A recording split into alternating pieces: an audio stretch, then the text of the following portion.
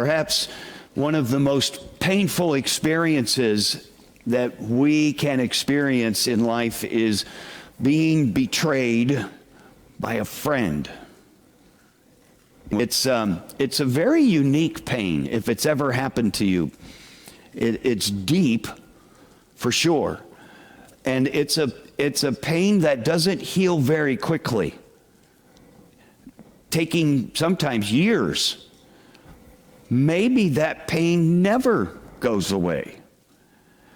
And it usually comes when we don't see it coming. It can ignite our emotions like few other experiences can do. We feel despair, pain, maybe there's anguish, fear, and then there's this desire to escape. Now, if you've experienced this kind of pain, you know what I'm talking about there. There's this desire to escape. There's maybe anger over the betrayal of this friend. There's grief that goes along with it too. David experienced that. And with all of these emotions just raging inside of him, in this psalm, he just pours out his heart to God. And I want us to notice this morning the sense of trust and peace that flooded him and conquered the pain that he was experiencing. What made the difference? Prayer. It's what it was. Sometimes we throw that around like a cheap cliche. Prayer is so powerful. Not just people praying for us, but when we pray for us. It didn't change the circumstances in David's life. It doesn't always change the circumstances in our lives. But it did change David while he was in the circumstance. This psalm is actually it's kind of a foreshadowing of Judas's betrayal of Jesus. Jesus experienced every excruciating trial that we face in life. He faced them all. He knows the pain of betrayal. So when this happens, we need to do what David did. We need to do what Christ did. Here's the first thing. Express your anguish to God. This is a different time in David's life. He's not running from King Saul anymore. He is the king. He's been the king for some time. And his own son is trying to destroy him and the nation. Much of his nation has already turned against him. And now to kind of like cap it off, one of his closest friends, his mentor, turns traitor and joins Absalom, his son. David's heart was torn up, and he could just no longer contain that. It was kind of like the thing that just pushed him over the edge. And then he pours out with verse 1. Look at that with me. Give ear to my prayer, O God. Hide not thyself from my supplication. Attend unto me. Hear me. I mourn in my complaint and make a noise because of the voice of the enemy, because of the oppression of the wicked. For they cast iniquity upon me, and in wrath they hate me. My heart is sore pained within me, and the terrors of death are fallen upon me. Fearfulness and trembling are come upon me, and horror hath overwhelmed me. Those are some pretty intense words that David is sharing there from his heart. Perhaps you've been through moments in life where those feelings are there, those emotions are there in your heart. In fact, You might be reading that thinking, yeah, I could have written that. I've been there, done that, and have the scars to prove it, maybe.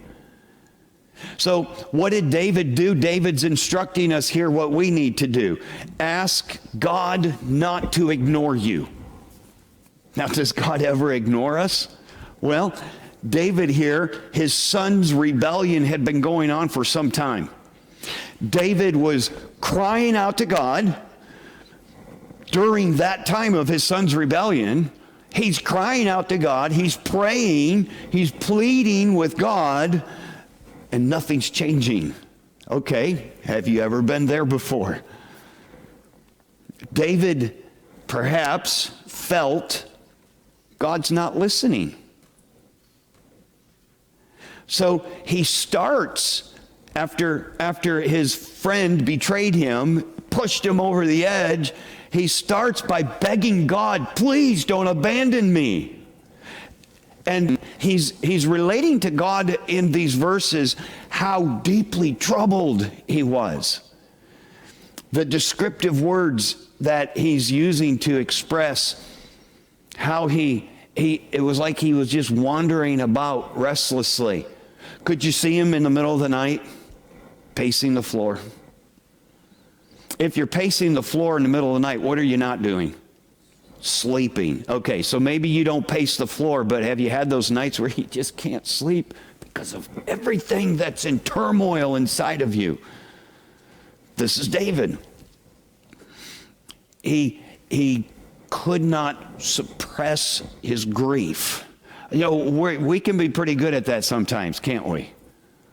We can spend a night in grief, anguish, despair, hurt, anger, and then we get up in the morning, put the happy face on, and go out into the world. There's people here right now. With the number of people we have in this room, I can say, I guarantee you, there's people right now that are just putting on a happy face. He no longer could suppress that. His son's supporters, they viciously hated David. Keep in mind, David is their king. And they thought nothing of when he was out in public to be shouting vile threats at him and cussing at him. It was unbearable. Imagine if I walk in here in the morning, start making my way up to the platform, and there's a handful of people that don't like me. I know, shocker right there, right? I'm asking you to stretch your imagination now. But now let's stretch it even farther. And as I'm walking up, there's a little group. I was going to point to a little group here, but I don't want to because I'm not singling anyone out. There's a little group somewhere out there. As I'm walking up the aisle, they start shouting at me, "Go home! We don't even like you!" And they start cussing me out. Wow. That's what David dealt with. And he was completely torn up inside. He was expressing there in those verses how he was feeling to God. Is it okay to do that? Yes. What did Jesus say? Cast all your care on me. Not just the bills, but all your cares. And then in verse 6, he says, and adds to this, he said, "And I said, oh, that I had wings like a dove, for then would I fly away and be at rest. Lo, then would I wander far off and remain in the wilderness." Selah. I'll come back to that in just a moment. Verse 8, "I would hasten my escape from the windy storm and tempest." Now that's kind of the end of a section of a verses there, or the thought in this poem. And that's normally where David would put a Selah. It means stop, pause, think about this. But in this case, he put it right in the middle, okay? What's going on there? Just a moment. Here's what David's instructing us to do here. Tell God how you just want to go away from it all. Have you been there before? I have. And I've mentioned this before. This is what I call those times are what I call my truck driving days. Wouldn't it be nice just to be in a semi lost on Interstate 80 in Nebraska, all by myself?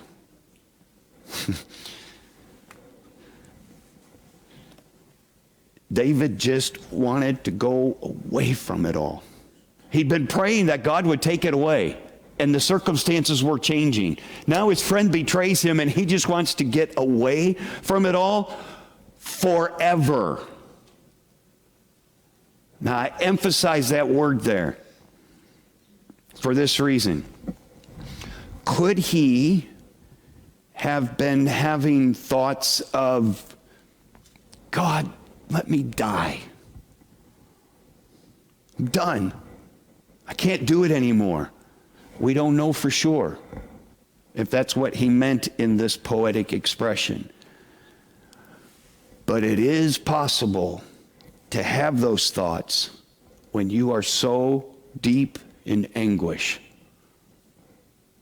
He just wanted to escape. Now, I mentioned that word Selah at the end of verse 7.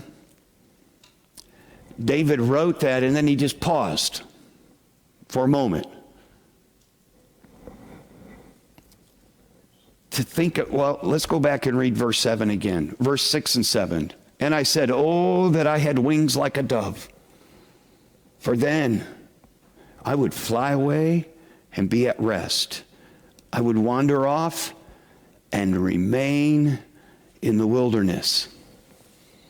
And then he just paused to think about how wonderful it would be to just run away from it all. From the people, from the problems, his responsibilities. That's where his mind was at. That's where his heart was at. You know, it's in times like these, we shouldn't try to repress our emotions. You know, stiff upper lip, put on the brave face, pull yourself up by the bootstraps, all those expressions. We should never allow pressures to continually build up inside of us. Not when Jesus said, cast all your care on me. Don't hold them in reserve for months at a time until you're ready to blow apart at the seams every day. One reason that we should express our feelings to God is, well, it's very unhealthy emotionally and physically to keep them repressed. You just keep putting on the brave face. Instead, immediately seek God's face. Pour out our hearts to God. Those of you that are parents, okay, we have parents here of different ages. Kids are different ages. Some still have kids at home. Some are gone. Mine are gone. I can look back to the day when they were young. They come in from school, you can see it on their face. Something's wrong. So what do? Turn around and go the other way, right? He's like, oh man, I got enough problems on my own. I don't need to hear about my junior high daughter's emotional drama-filled day. No, you don't do that. You're a parent. You say, oh honey, what's wrong? And you know what they say? Nothing. Okay, let's do this game. No, honey, come on, what's wrong? You can tell me. Oh, I don't know, Dad. And then it just starts coming out. Parents do that. Our Heavenly Father wants us to do that, not keep it all inside. This is where David's at. God doesn't want it to build up so much in us, repressed because we keep putting on the brave face, the expected face, to the point where we are ready to blow apart at the seams and we just want to go away forever, maybe even permanently. This is perhaps one of the greatest lessons that are in the Psalms, the book of Psalms as an entirety. We have the liberty to do just that. Go to God. Pour out our hearts at God's throne. The despair, the fear, the dread, the anguish, God is there for us. He's listening. He'll not abandon us. Remember, He cares so much for us. He gave His Son to die for us. And because He did that, we have now the freedom to come into His presence and find that grace that we need to help in time of need. I'll take you to Hebrews 4:14. It says, seeing then that we have a great high priest that is passed into the heavens, this is Jesus, the Son of God, let us hold fast our profession. For we have not a high priest which cannot be touched with the feeling of our infirmities. Jesus was in all points tempted, tested, tried, just like we are, yet without sin. Let us, therefore, because of that, let us come boldly unto the throne of grace, that we may obtain mercy and find grace to help in time of need. Can I just point something out with that verse? I mean, it's something that we kind of know as a truth, but here it is in this verse. We come to God's throne. We come to that throne of grace. That's where we get something we don't deserve. And it said what we find there is mercy, and we find grace to help in the time of need. Not necessarily remove the problem. I don't know what's wrong with God. I've been praying that this would go away, and it's not. He doesn't promise it'll go away, but He promises to give us grace to help in that time of need. Jesus said, come unto me, all ye that labor, and I'll give you rest. Remember what we'd read about David? Pacing the floor at night, laying in bed. We can't sleep because our mind is just going crazy, or it's trying to think through everything, or we're just so discouraged or depressed, fearful, whatever it is. Jesus said, you bring it to me. I'll give you rest.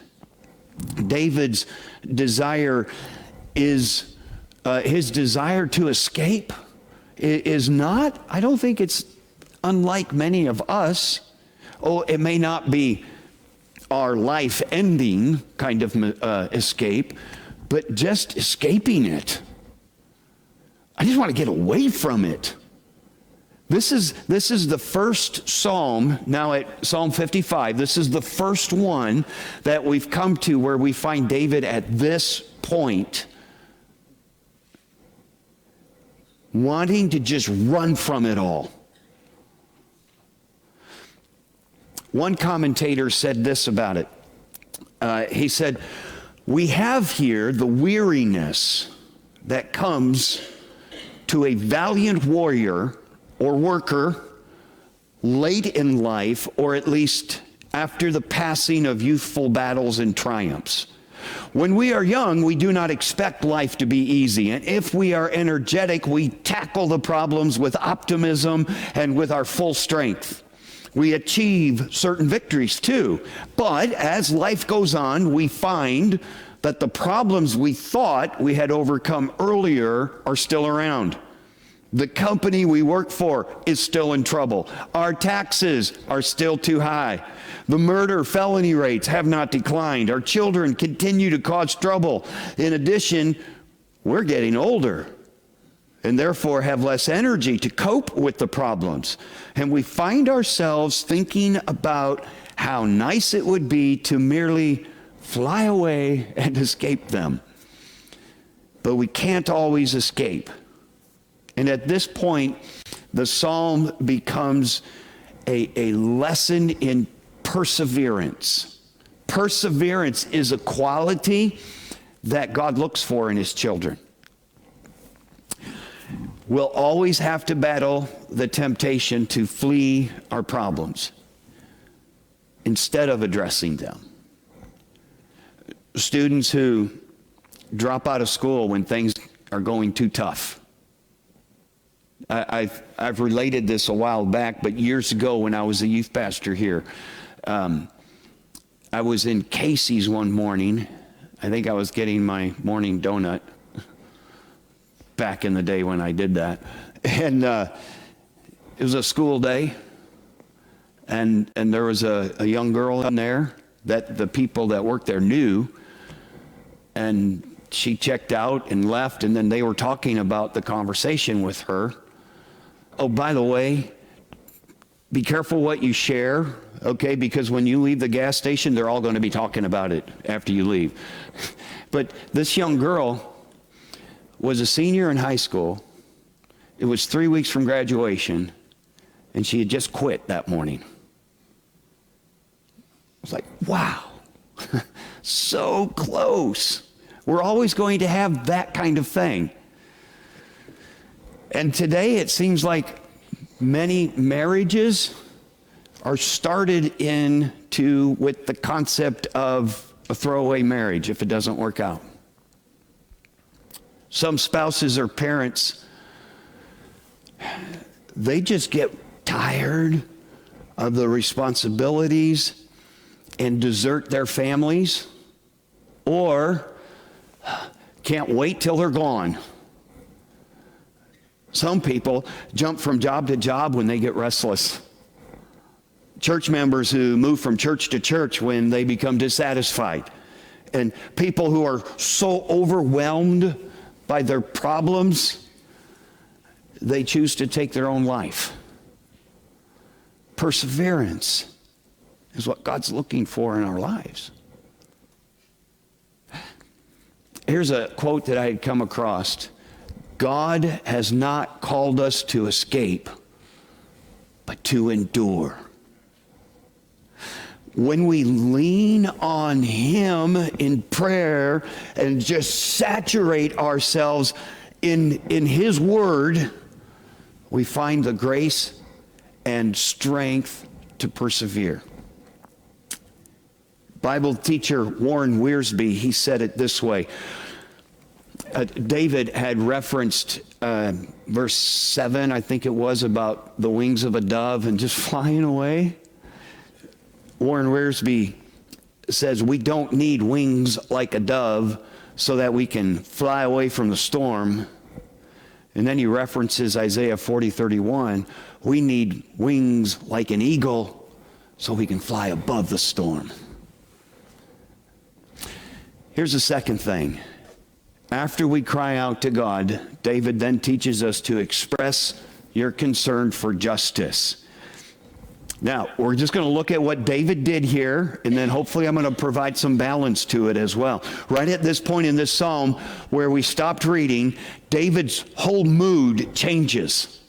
He was pouring out his anguish and despair, and now he erupts with righteous anger toward his enemies.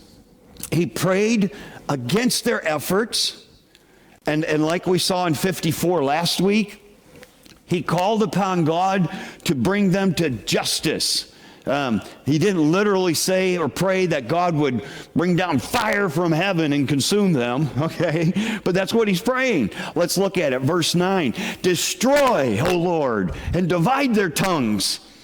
For I have seen violence and strife in the city. Day and night they go about it upon the walls thereof. Mischief also and sorrow are in the midst of it. Wickedness is in the midst thereof. Deceit and guile depart not from her streets. He prays that God would confuse and frustrate his enemies. What were they doing? What they were doing was destroying the nation. Psalm 55, verse 12, let's continue. For it was not an enemy that reproached me. Then I could have borne it. David is just saying right there, if it was an enemy, I could have handled that. Let's continue reading. Neither was it he that hated me that did magnify himself against me. Then I would have hid myself from him. But it was thou, a man, my equal, my guide, my acquaintance. We had taken sweet counsel together. We had walked unto the house of God in company. David is simply saying, if it was an enemy, I could have handled that. But it was my friend. It was someone who I thought was my friend. We worshiped together. We went to church together. We enjoyed other experiences in life together. And he prayed that God would judge them. Does that make you feel good? Maybe in that moment it might. Verse 15, he's adding to his prayer, let death seize upon them. Let them go down quick into hell, for wickedness is in their dwellings and among them. Did he love his son, who was one of his enemies? Yes, he did. Did he love his friend? Yes. His responsibility, but they were destroying the nation. His responsibility as king prevailed over his aching heart. He had a duty to his nation. And he prayed for death to seize them, to come suddenly, unexpectedly. Now, let me provide some balance here, okay? Because the next time y'all get mad at me, I don't want you praying this. We are made in God's image. And because of that, we do become angry over the evildoers in our world. And not just the ones that break crimes, but the liars that we read on Facebook and hear on TV, and the corrupt this and the corrupt that. Because we're made in the image of God, we get angry over that. And we really want to see them brought to justice, okay? However, we have to be careful not to allow our anger to cause us to sin. Ephesians 4:26, it says, be ye angry and sin not. Let not the sun go down upon thy wrath. I can be angry over an ordinance or something that was passed in this community. Be angry, but don't sin with it. And in parentheses, don't go spew your guts and speak out to the whole community.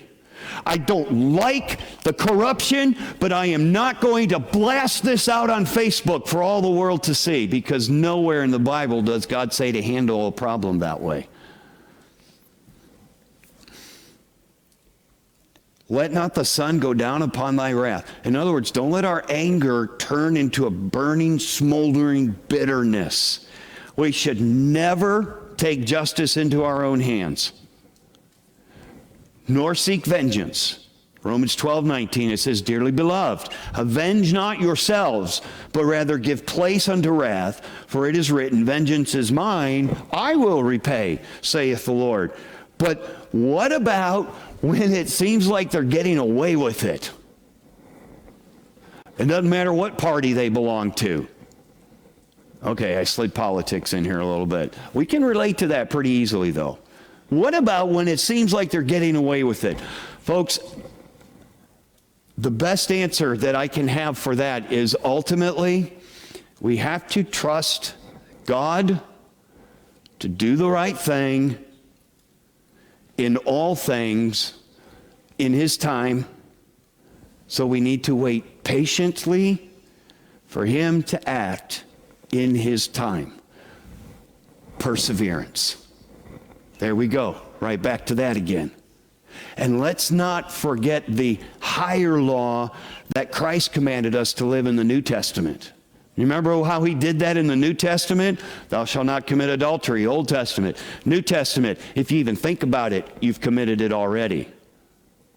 Thou shalt not commit murder in the New Testament. If you hate someone, you're guilty of murder. He did the same thing with this. Matthew 5:44, he said, but I say unto you, love your enemies. Oh, man. It's a nice sounding verse unless you're in one of those moments where you've been betrayed. You don't like that verse. Love your enemies. Bless them that curse you. Do good to them that hate you. Pray for them which despitefully use you and persecute you. And then that same teaching, that same moment where Christ taught those words, Luke's account of that, he added something. Luke 6:35, he says, but love ye your enemies, do good, and lend, hoping for nothing again, and your reward shall be great, and ye shall be the children of the highest, for he is kind unto the unthankful and to the evil. Did you hear the little twist he put in there? Do good to them, hoping for nothing again.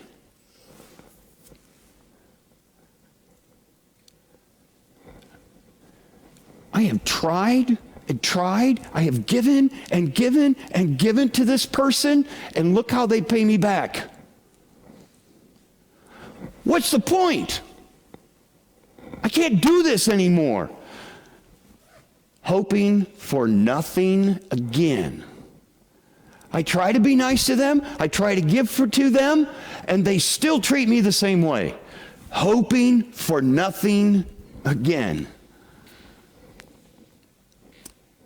Now we go back to that, okay, God, I just have to trust you on this. Now, just as we saw in the psalm from last week, Psalm 54, here's our third point. Express your confidence in God. David writes in verse 16, I'll just read through the end. As for me, I will call upon God, and the Lord shall save me.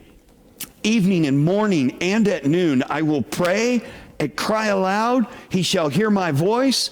He hath delivered my soul in peace from the battle that was against me, for there were many with me. God shall hear and afflict them, even he that abideth of old. Because they have no changes, therefore they fear not God. He hath put forth his hands against such as be at peace with him. He hath broken his covenant. The words of his mouth were smoother than butter. David is describing those enemies. But war was in his heart. His words were softer than oil, yet they were drawn swords. You know, can you relate to that? I've been able to relate to this. That person who last Sunday and the Sunday before that and the week before that, they're like, oh, preacher, so glad to see you. Oh, we just love you. And you turn your back, you go home and look in the mirror, and there's a spear sticking out of it. From that person. It said their words were smoother than butter, softer than oil, yet those words were drawn swords. Cast thy burden upon the Lord, and he shall sustain thee. He shall never suffer the righteous to be moved. But thou, O God, shalt bring them down into the pit of destruction. Bloody and deceitful men shall not live out half their days, but I will trust in thee.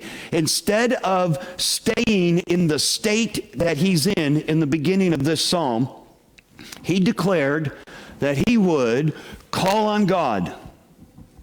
Yes, I'm going to do it. He expressed his confidence in God. But in what? When we express our confidence in God, what does that mean? What are we confident in? How about this? God saves you. David prayed. He gained assurance that God was at work in his situation. Look at verse 18 again. He hath delivered my soul in peace from the battle that was against me, for there were many with me. It hadn't happened yet, but he's stating his confidence in what God is going to do. We can state our confidence in the fact that as Christians, God has saved us. He didn't save us to lose us. We're in his Father's hand. No man is able to pluck them out of my Father's hand. And as David was praying this, peace flooded his heart and mind. You know what he's doing? He's in the depths. He's wallowing in the despair and everything that's going on to him. And then he started thinking, God has saved me. And he doesn't stay there anymore. Isn't that what Philippians 4:8 says to do as well? Think about things that are lovely and true and good report, and the peace of God which passeth all understanding shall keep your hearts and minds. Peace flooded his heart and mind, and it gave him a confidence that, here's the second thing that we can trust God for, God rules forever and is the great judge. And he states that in there. In other words, they'll get theirs. And here's the third thing, God will sustain you. If, I should have had if capitalized, if you cast your burdens on him. This is what David had learned through his experience. When he began his prayer, man, I don't know if you remember, just 30 minutes ago, how long ago was it? 35, maybe, 40? He was drowning with everything that was going on in his life. When he gave it to God, the stuff didn't go away, but God gave him peace and confidence. If we are wise, we'll heed David's advice to cast our burdens on the Lord. Interestingly, that word cast in our verse that we read at the end of the psalm, the Hebrew word for cast is also the same word, Hebrew word that's used for breaking chains or breaking ropes that hold a person captive.